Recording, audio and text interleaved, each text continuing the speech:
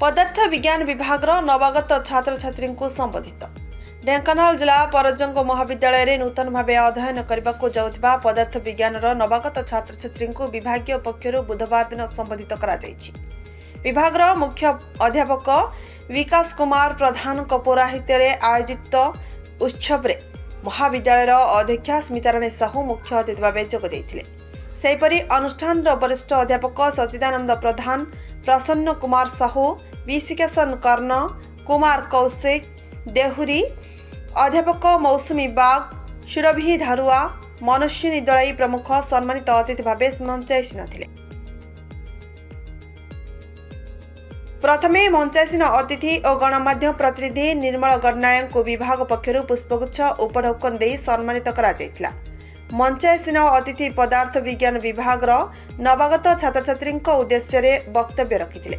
सठिक भावे क्लास करिबा, नियमित यूनिफॉर्म ड्रेस पिंधि कॉलेज आसिबा, अଯଥା विशृंखला सृष्टि न करिबा, एहिपरि अन्य केतक दिग उपरे नवागत छात्र छात्री उद्देश्य रे अध्यक्ष स्मिताराणी साहू मार्गदर्शन देथिले। विभाग शेष वर्षर छात्र छात्री माने नवागत छात्र छात्री को फूलचंदन पुष्पगुच्छ दे संबोधित करथिले। यापरे विभाग शेष वर्ष छात्र छात्री मानको मानपत्र और पेन दे सम्मानित करा जायतिला। परिशेष रे अध्यक्षा स्मिताराणी साहू केक काटी परस्पर मध्य सेलिब्रेशन करथिले। पदार्थ विज्ञान विभाग कर्मचारी विकास कुमार राय और दीपक कुमार सेठी, भवानी शंकर दलबेहेरा कार्यक्रम को पूर्ण सहयोग करथिले। परिशेष रे अध्यापक कुमार कौशिक देहुरी धन्यवाद अर्पण करी सभा कार्य सांग करथिले।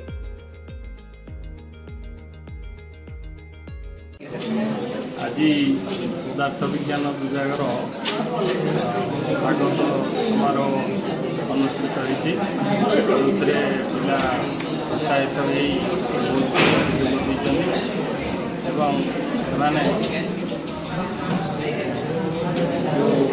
शिक्षक शिक्षयित्री मैंने सार मैंने जो वार्ता देले द्वारा भल भाव अनुप्राणित होती बोली अनुभव करुँच एवं आगक से कार्यक्रम द्वारा उत्साहित हेबे बोली आशा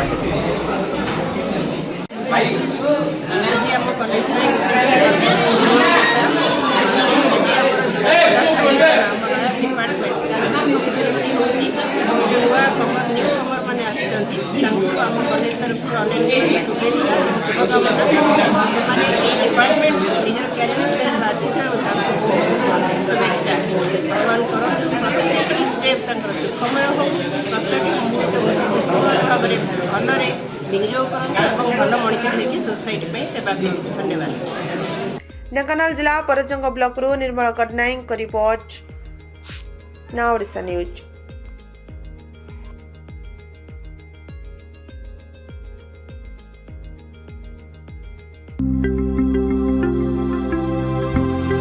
लेटेस्ट न्यूज अपडेट पाई www.nowodisha.com को लॉगिन करंतु।